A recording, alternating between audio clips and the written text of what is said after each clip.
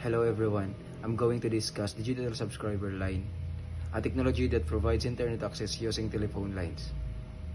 Digital subscriber line is a technology that allows internet access by utilizing existing copper telephone lines.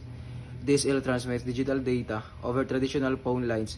It allows simultaneous use of voice and internet service. It says that digital subscriber line nakaka-provide sa internet using existing copper gamit ang telephone line.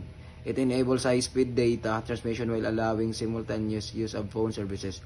For example, with DSL, user can browse the internet while making a phone call without interruptions. ADSL, asymmetric DSL, a technology that facilitates fast data transmission at a high bandwidth on existing copper wire telephone lines to homes and businesses. Asymmetric DSL is a type of DSL that can offer higher download speeds than upload speeds, making it ideal for activities like streaming and web browsing. For example, a home user with ADSL can stream videos smoothly while sending emails, as the connection prioritizes faster downloads over uploads. SDSL or symmetric DSL.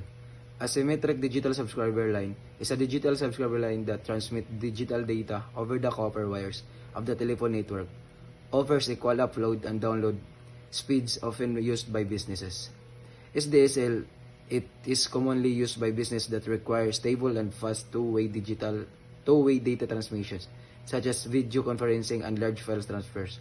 For example, a company using SDSL can efficiently upload large files to cloud storage while downloading important documents without speed imbalances.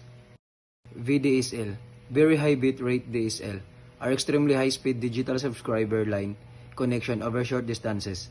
It offers significantly higher download and upload speeds compared to ADSL.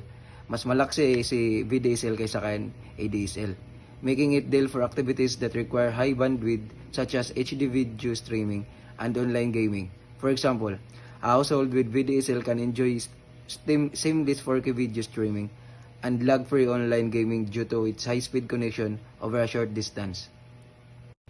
DSL has been significant technology for broadband internet access, particularly in areas with established telephone infrastructure. While newer technologies like fiber offer faster speeds, DSL remains a viable option for many users. In other words, DSL provides broadband internet using existing phone lines, while fiber offers faster speeds. DSL is a still useful option in areas with established telephone networks.